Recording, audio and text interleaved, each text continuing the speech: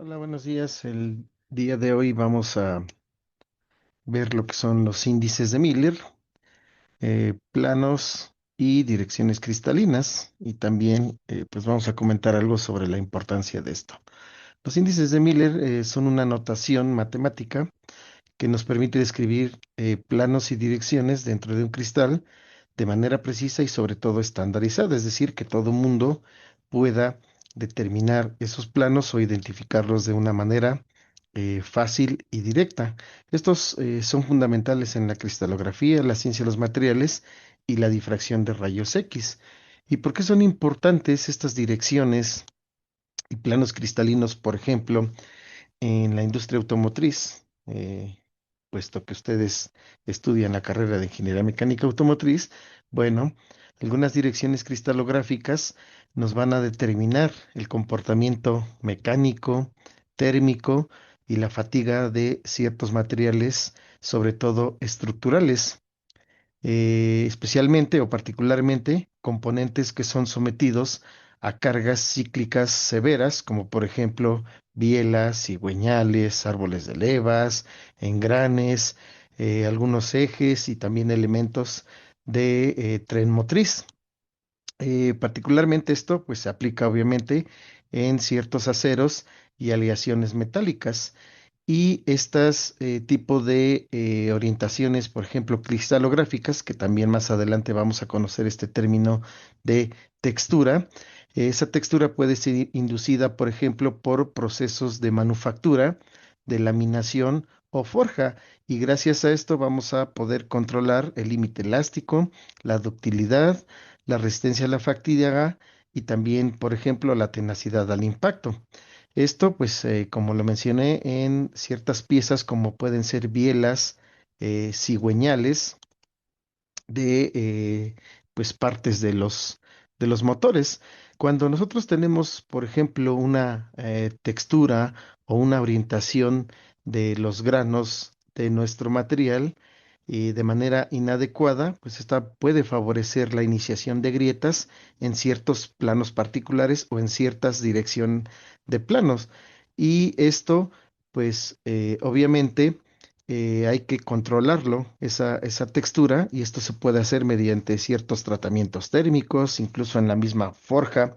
El proceso de crecimiento cristalino juega un papel importante para que eh, pues la dirección en donde vayan a crecer esos planos y sobre todo esos granitos, pues nos den pauta a que tengamos un material con las propiedades mecánicas adecuadas de acuerdo pues a los esfuerzos que van a ser sometidas estas piezas en particular. En cuanto a, por ejemplo, los engranes y ejes de tren motriz, también esas orientaciones cristalinas van a influir en la resistencia al desgaste y también a la fatiga por contacto. Recuerden que los engranes pues, están en constante contacto y fricción debido pues a su propia naturaleza, que deben de propulsar esos dientes de los engranes, un sistema complejo de engranajes para que pueda transferirse la potencia del motor al tren motriz y posteriormente pues a las ruedas de los vehículos.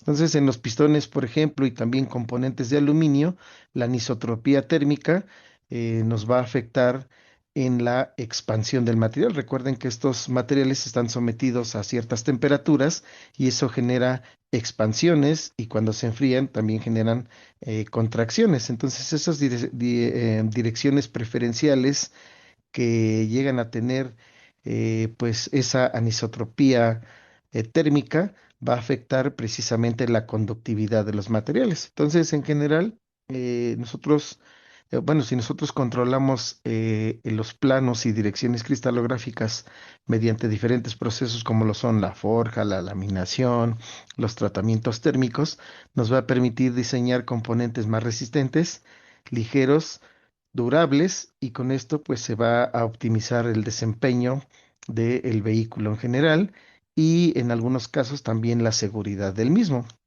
Entonces, pues vamos a eh, continuar con la identificación de esos índices de Miller. Cuando ustedes pues ven diferentes asignaturas, sobre todo relacionadas a las matemáticas, nos, para poder graficar diferentes funciones, por ejemplo, nos podemos guiar con un sistema cartesiano, en donde tenemos nuestro eje, con ordenadas y abscisas, y esto básicamente es un plano en dos dimensiones. Y a partir de la identificación de esos ejes, nosotros podemos describir la posición de un punto en particular. Por ejemplo, si nosotros posicionamos aquí un punto, decimos que las coordenadas son 3,3. Entonces, 3,3, es decir, 3 en X y 3 en Y. Si nosotros agregamos un eje adicional, pues ya nos podemos mover en tres dimensiones. Y aquí a la derecha tenemos una imagen de una celda cúbica simple, que pues es la más fácil de interpretar a nivel de sistemas cristalinos, donde sabemos que todos los lados de ese cubo tienen la misma longitud y todos los ángulos son iguales a 90 grados. Entonces, agregando un tercer eje, ya tenemos un sistema tridimensional. Entonces tenemos las ordenadas y las abscisas en este plano que está en el plano de la diapositiva, y si agregamos ese eje Z, que se llamaría cota, pues ya tenemos la tridimensionalidad. Y de la misma manera podemos generar las diferentes posiciones de acuerdo a donde tengamos establecido un punto, un átomo, un punto de red en nuestra imagen. Entonces, si nosotros tomamos como ejemplo eh, este sistema cúbico, vemos que tenemos diferentes posiciones. Obviamente, en el origen, pues las coordenadas van a ser 0, 0, 0, es decir, 0 en X, en este caso que está hacia el frente de nosotros, 0 en Y y 0 en Z. Es decir, no nos movemos o no nos desplazamos hacia ningún punto en particular. Si nosotros tomamos como referencia este punto, que le vamos a llamar A, nos estamos desplazando en X en uno, es decir, un parámetro de red, eso ya lo vimos. Uno, no nos desplazamos en Y y tampoco nos desplazamos en Z. Entonces las coordenadas para ese punto A serían 1, 0, 0. Y a esto le llamamos índices de Miller. Luego nos vamos a este otro punto que lo vamos a nombrar con la letra B, y nos estamos desplazando uno en X, uno en Y y cero en Z. Entonces, los índices de Miller para este punto B serían 1, 1, 0. Nos vamos a este otro que está aquí a un lado y lo vamos a denominar con la letra C. Entonces, nos estamos desplazando medio parámetro de red en el eje Z, un parámetro de red en el eje y cero en Z. Entonces sería un medio, 1, 0, los índices de Miller para el punto C. Y luego nos vamos al punto D. En el punto D nos desplazamos uno en X, uno en Y, uno en Y, perdón, y uno en Z. Entonces 1, 1, 1. Y finalmente nos vamos a este punto que tenemos acá arriba y lo vamos a definir con la letra E. Entonces, no nos estamos moviendo en X, tampoco nos estamos moviendo en Y y nos estamos moviendo un parámetro de red sobre el eje Z. Todo esto es en la parte positiva de ese octante. Entonces, las coordenadas serían 0, 0, 1. Si posteriormente a esos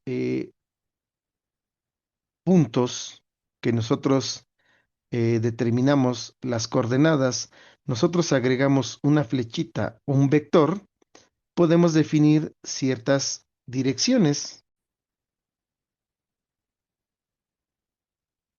Una vez entonces conociendo cómo identificar esos puntos, y sus respectivos índices de Miller, nosotros ya podemos calcular direcciones en nuestros sistemas cristalinos. Entonces, continuando con el sistema cúbico, que les comentaba es uno de los más simples, pues vamos a basarnos en los puntos anteriores y ahora para poder calcular las direcciones. Entonces, trazamos vectores de un punto a otro y eso se va a conocer como dirección, es decir, el vector A o la dirección A va del origen hacia el punto que está localizado en 1, 0, 0.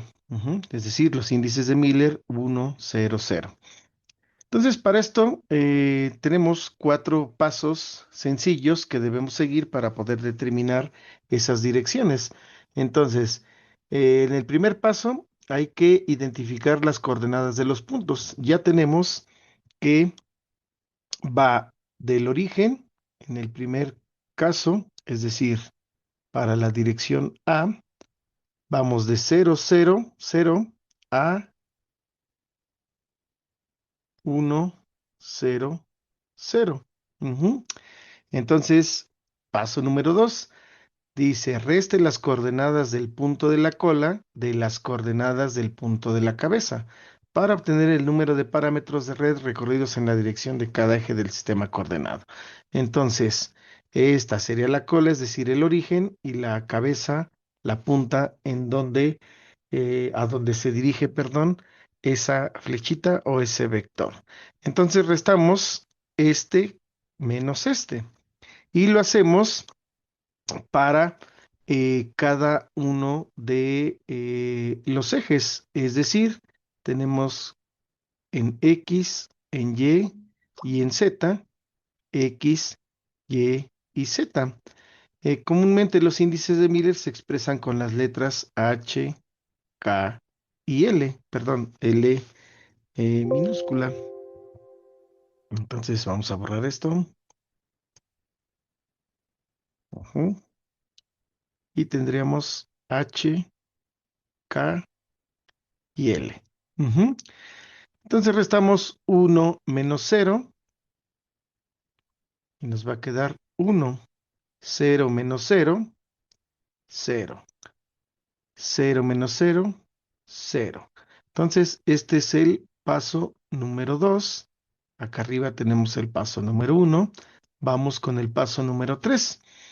Elimine las fracciones y o reduzca los resultados obtenidos de la resta a los enteros más bajos. En este caso no tenemos fracciones, y los enteros más bajos pues siguen siendo 1, 0, 0. Luego, el paso número 4 dice, encierre los números entre corchetes. Si se produce un signo negativo, represéntelo con una barra sobre él. En este caso no tenemos signos negativos, pero sí debemos encerrar entre corchetes ese resultado. Entonces, el paso número 4 sería corchetes 1, 0, 0. Entonces, esta dirección que va del origen a 1, 0, 0, es decir, el vector A, corresponde a la dirección 1, 0, 0. Vamos a continuar ahora con la dirección B. La dirección B también parte del origen y va hacia las coordenadas 1, 1, 1. Entonces, paso número 1, vamos a identificar esas coordenadas que pues ya las tenemos aquí determinadas desde el ejemplo anterior. Entonces tenemos 0, 0, 0 y esto va hacia 1, 1, 1. Paso número 2, vamos a restar las coordenadas de cabeza de las de la cola. 1 menos 0, 1 menos 0 y 1 menos 0. Entonces 1 menos 0, 1, 1 menos 0, 1 y también acá tendríamos 1. Entonces es 1, 1, 1. Paso número 3. No tenemos fracciones, entonces seguimos con 1, 1, 1 y también son los enteros más bajos. Y nos vamos con el paso 4, que es básicamente encerrar entre corchetes. Y si tenemos un número negativo, posicionamos una barra sobre él. En este caso, pues no hace falta. Entonces ya tenemos la dirección A, la dirección B, Vamos con la dirección C. La dirección C va de este punto a este otro, es decir, de aquí a acá. Entonces vamos a poner aquí dirección C. Y el paso número 1, nuevamente, indicamos los índices de Miller de las posiciones de origen y de dónde termina esa dirección. Y este va de un medio, 1, 0, a 0, 0, 1. Paso número 2, vamos a hacer las restas. 0 menos menos un medio, 0 menos 1, menos 1, 1 menos 0, 1. Paso número 3. Aquí sí vamos a eliminar las fracciones. Entonces, eh, todos esos índices determinados, vamos a multiplicarlos por un 2 y de ese modo eliminamos esta fracción. Entonces, seguimos en el paso número 3. 2 por menos un medio nos va a dar menos 1. 2 por menos 1, menos 2. Y 2 por 1, 2. Y paso número 4, encerramos entre paréntesis ese resultado. 1, 2, 2. Y en este caso tenemos tanto H como K negativos. Por lo tanto, la dirección sería menos 1, menos 2, 2. Y finalmente vamos con el vector. No, ya nada más son tres vectores. Entonces, pues ahí está. 1, 0, 0, 1, 1, 1 y menos 1, menos 2, 2. Bueno, ahora vamos a imaginarnos otra dirección. Entonces, supongamos que tenemos aquí una posición y tenemos aquí otra posición. Ujú. Entonces, vamos a hacer que nuestro vector vaya de este punto a este otro. Ujú.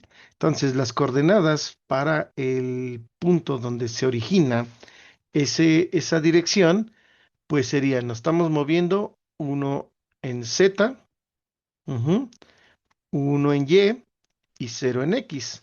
Por lo tanto, tendríamos 0 en X, uno en Y, uno en Z.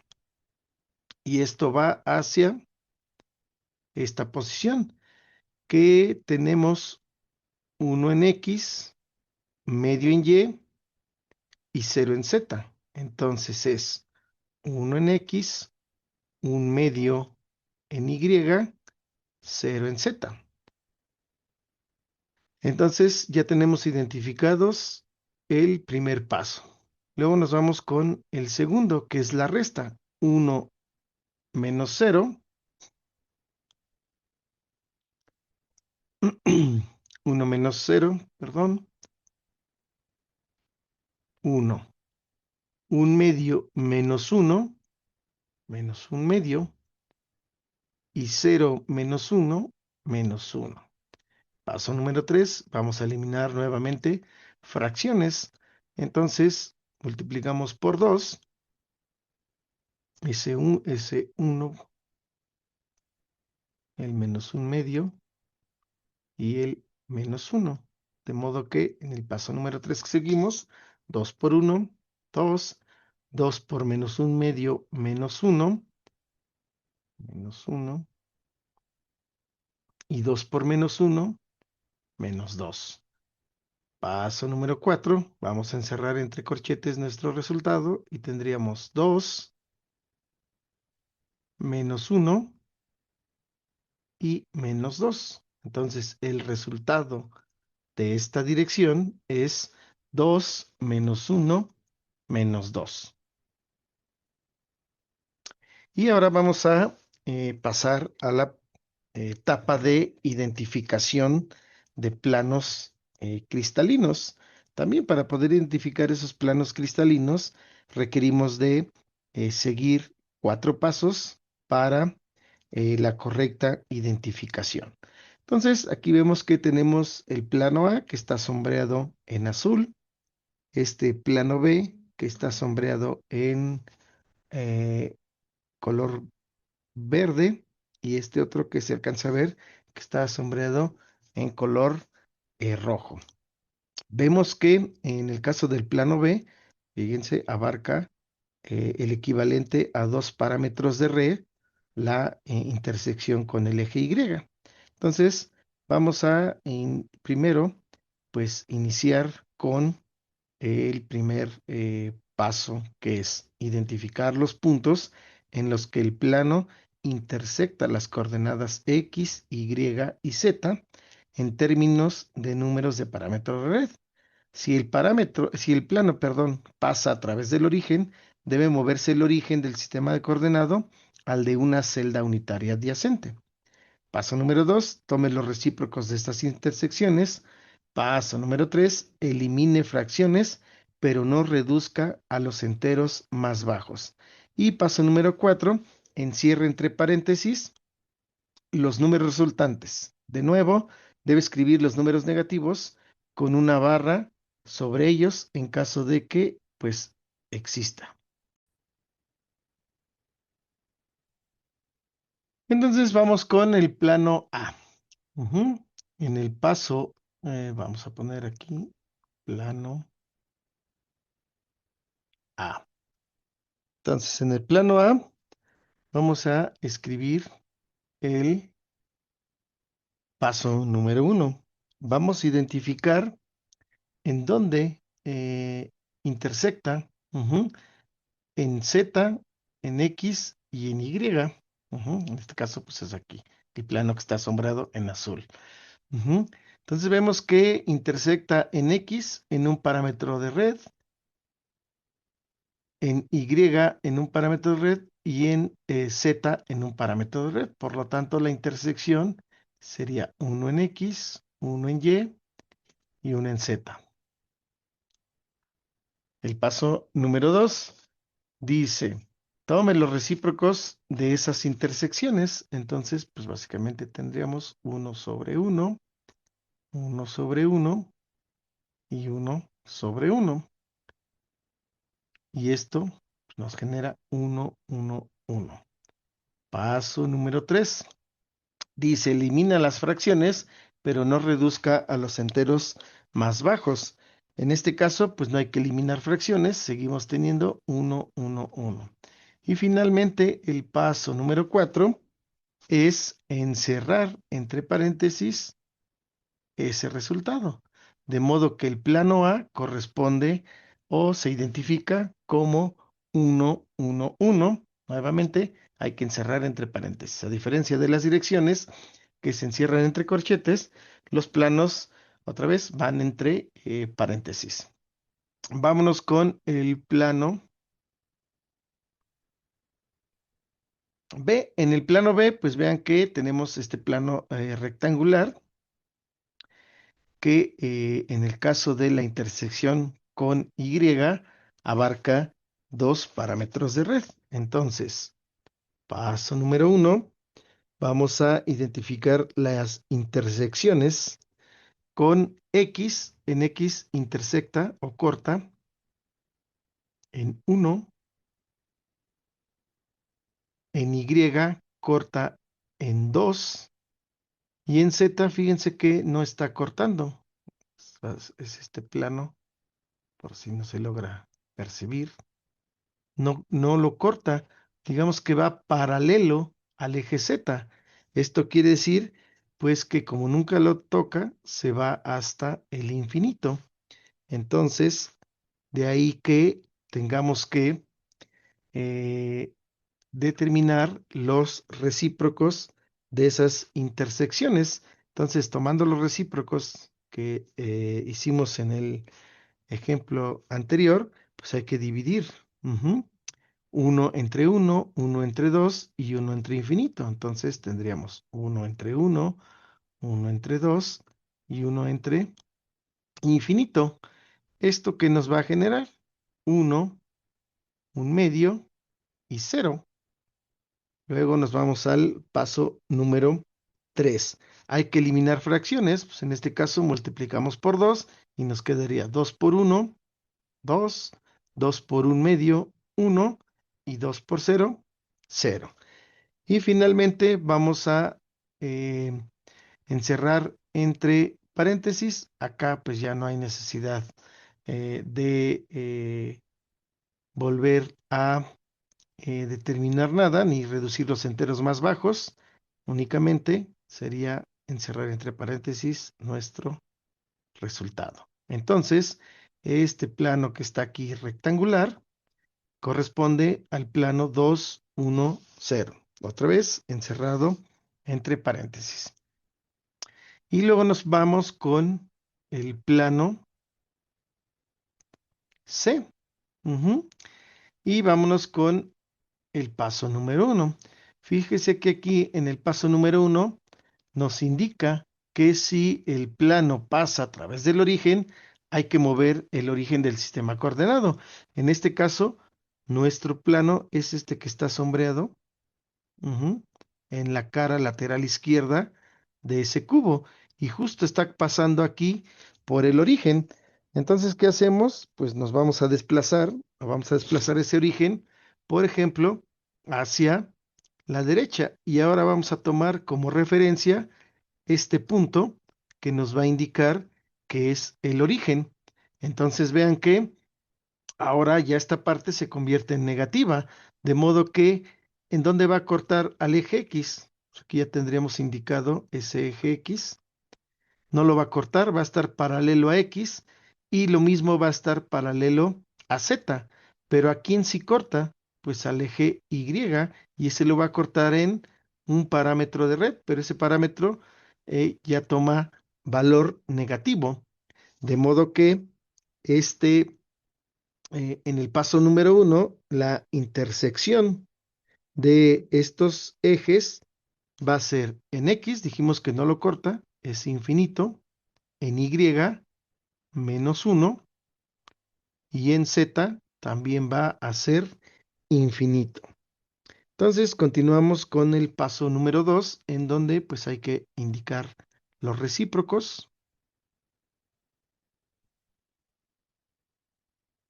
y esto nos va a dar 0 -1, 0. Luego, paso número 3, aquí ya no tenemos fracciones. Entonces nos va a quedar otra vez 0 -1, 0.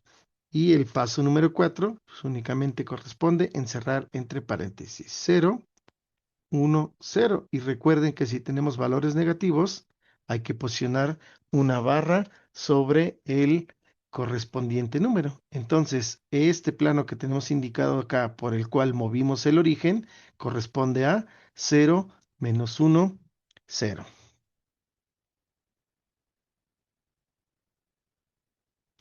Por acá tenemos otros ejemplos y aquí, pues nosotros podemos asignar de la manera que nosotros querramos la nomenclatura a los ejes eh, del sistema coordenado. Entonces, aquí nosotros vamos a poner, por ejemplo, Y, aquí Z y aquí X. Es decir, si esto lo rotamos, va a tomar pues diferentes valores S, X, Y y Z. Por eso es que yo lo estoy nombrando de esa manera, porque pues cualquier rotación que generemos en ese sistema, en ese octante, pues vamos a generar la interconversión de esos nombres de los ejes. Entonces, por ejemplo, aquí tendríamos pues el origen en el centro. Y ahora vamos a determinar las intersecciones para el paso número 1 con los ejes. En el caso de X no toca, Z tampoco toca, es decir, van paralelos. Y sí lo toca en 1 o lo corta en 1. Y ese, pues en este caso le asignamos el valor positivo. Entonces, tendríamos infinito en X, 1 en Y, infinito en Z. Es muy parecido al que hicimos anteriormente. que tuvimos que mover el origen. Paso número 2, el recíproco, y esto nos va a dar 0, 1, 0. Paso número 3, no hay fracciones que eliminar, entonces quedaría 0, 1, 0. Y paso número 4, pues hay que encerrar entre paréntesis ese resultado. Entonces nuestro plano sería 0, 1, 0. Y ahora vamos aquí con el siguiente ejemplo. Este pues ya vemos que es un rectángulo que va de una arista a otra opuesta en esa celda cúbica. Entonces vamos a asignar valores, como en el ejemplo anterior, perdón, los nombres a los ejes Y, Z y X. Entonces, ¿en dónde estamos cortando a X? No lo estamos cortando, por lo tanto, esto intersecta en infinito. Para el caso de Y, corta en un parámetro de red y Z también lo corta en un parámetro de red. Paso número 2, sacamos los recíprocos y tendríamos 0, 1, 1. Paso número 3, no tenemos fracciones que eliminar, entonces es 0, 1, 1. Y paso número 4, entre paréntesis, encerramos nuestro resultado. De modo que este plano corresponde a 0, 1, 1. Seguimos con otros ejemplos. Entonces, en este caso, fíjense que si otra vez volvemos a nombrar de igual manera los ejes, tenemos Y, Z y X acá arriba. Entonces, ¿en dónde está cortando a X? No lo corta, a Z tampoco, siempre se van a mantener paralelos, pero si corta a Y, pues aquí está exactamente a la mitad de ese parámetro de red, por lo tanto lo va a cortar en un medio. Entonces, paso número 1, en X, en infinito, en Y, un medio, Z, infinito. Paso número 2, recíprocos, uno entre infinito, uno entre un medio y uno entre infinito. ¿Y esto que nos va a dar? 0, 2, 0. Paso número 3, eliminamos fracciones, no las hay, entonces 0, 2, 0. Y paso número 4, encerramos entre paréntesis nuestro resultado. Perdón, aquí me equivoqué.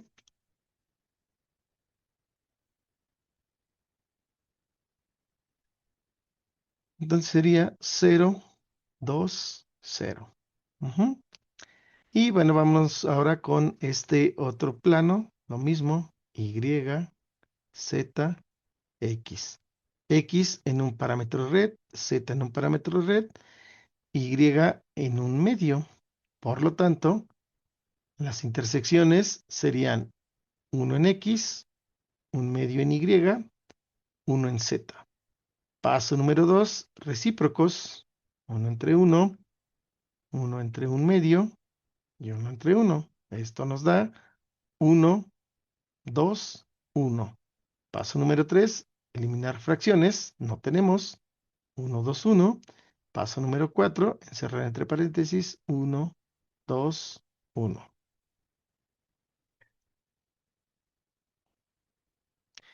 Y bueno, con esto terminamos los ejemplos de identificación de índices de Miller, de direcciones y de planos cristalinos. Nos vemos en el siguiente tema.